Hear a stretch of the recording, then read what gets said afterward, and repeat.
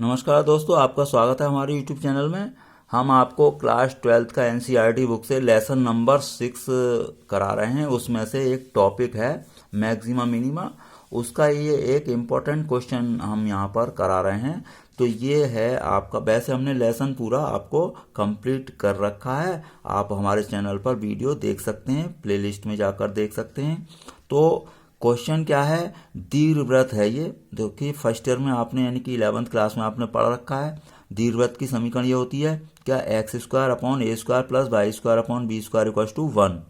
इसके अंतर्गत मतलब इसके अंतर्गत उस समद्विबाहु त्रिभुज का महत्तम क्षेत्रफल ज्ञात करो जिसका शीर्ष दीर्घ अक्ष का एक सिरा है।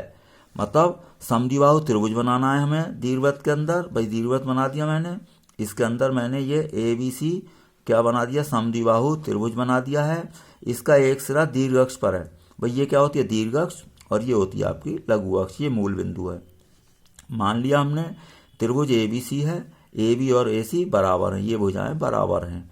अब दीर्घवृत्त का यह लिख दिया हमने। इसकी दीर्घवृत्त की हमें पता होती है दीर्घ अक्ष कितनी होती है, 2a। भाई AA' बराबर क्या होती है, 2a। तो AA' आपकी क्या है, दीर्घ अक्ष है। तो AA' हो गई 2a। केंद्र है आपका ये O, तो 0 0। अब ये जब दीर्घ अक्ष 2a है, AA' तो ये OA कितनी हो जाएगी, a। तो OA आपका हो गया a।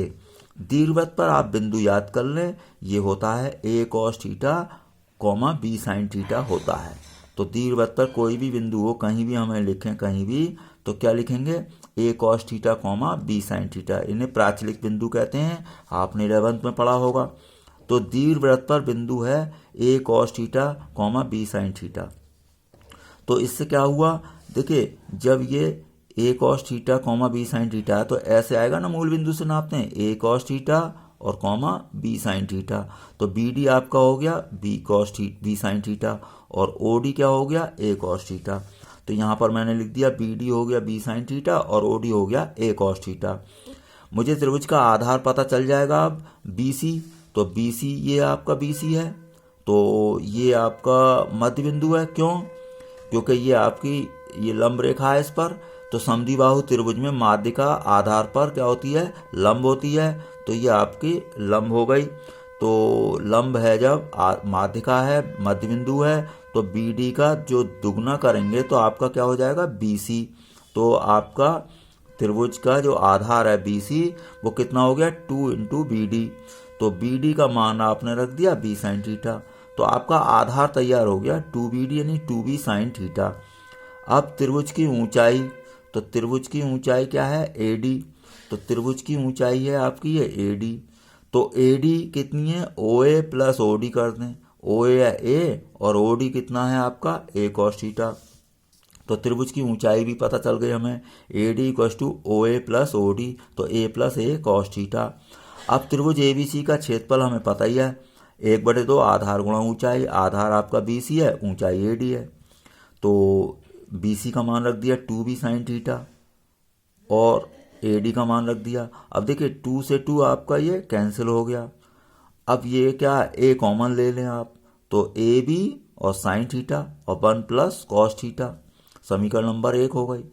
Differentiating with respect to theta. अब ये जो हमारा फंक्शन तैयार हो जाता है, यहाँ के बाद क्या करते हैं, अब हम क्या स्टार्ट करते हैं, डिफ्रेंशिएट करते हैं। तो थीटा के रेस्पेक्ट में करना पड़ेगा। तो यहाँ पर लिखेंगे differentiating with respect to theta. तो ये ए भी तो ऐसे ही रहेगा, ये फर्स्ट इंटू सेकेंड।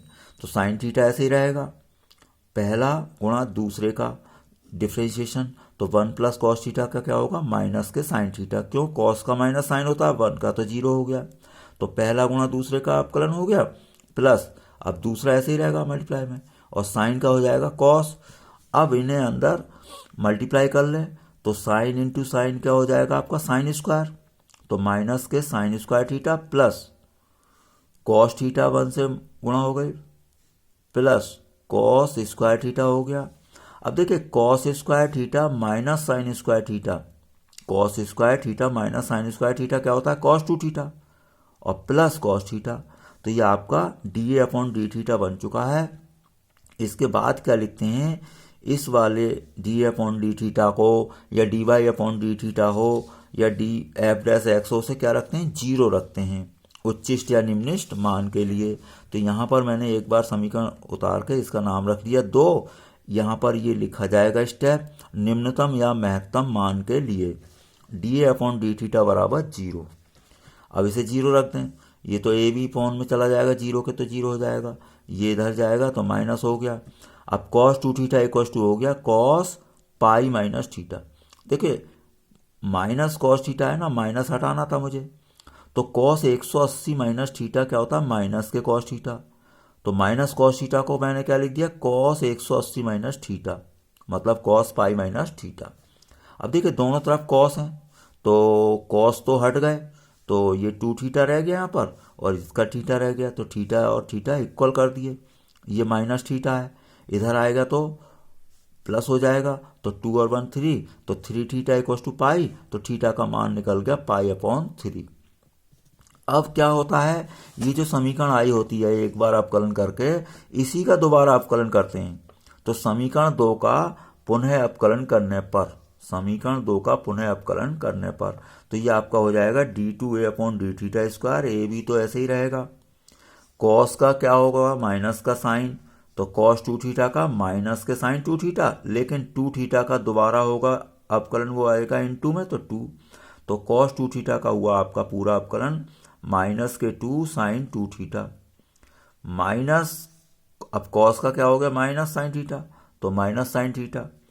अब इसके बाद क्या करते हैं, जो थीटा का मान होता है उस पर इसका यानी कि d2y upon D x square का मान चेक करते हैं।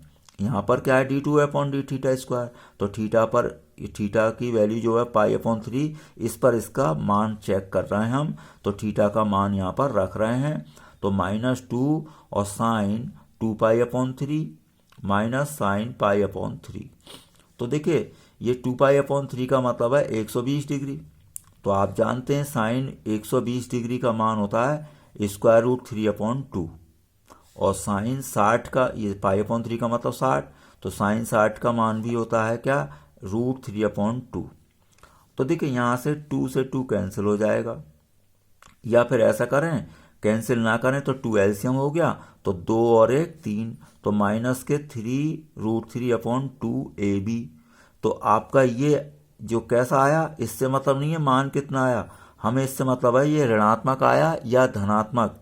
तो ये कैसा है, ऋणात्मक, तो d2a upon d theta square क्या आया, लेस देन 0 यानी कि ऋणात्मक। तो जब ऋणात्मक आता है तो क्या होता है, महत्तम।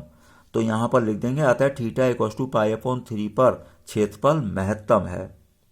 अब आपको अगर महत्तम मान निकालना है तो इस थीटा का मान ओरिजिनल समीकरण जो थी हमने बनाई थी फलन की, कहाँ थी आपकी, ये थी, इसमें ले जाकर रख देंगे।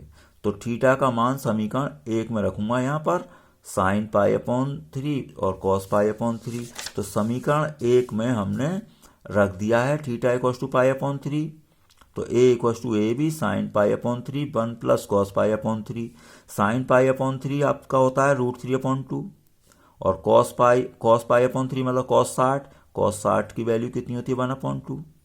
इन्हें आप जोड़ लेंगे, 1 प्लस 1 अपॉन 2 3 अपॉन 2 हो जाएगा, तो 2 दूनी 4 हो गया, 3 रूट 3 हो गया। तो आपका क्षेत्रफल महत्तम कितना निकला, a equal to 3 root 3 upon 4 AB। तो ये आपका क्वेश्चन समाप्त हो गया है। आप हमारे चैनल पर लगातार बने रहें, आपका सिलेबस इसी तरीके से पूरा होता रहेगा। वीडियो देखने के लिए आपका बहुत बहुत धन्यवाद।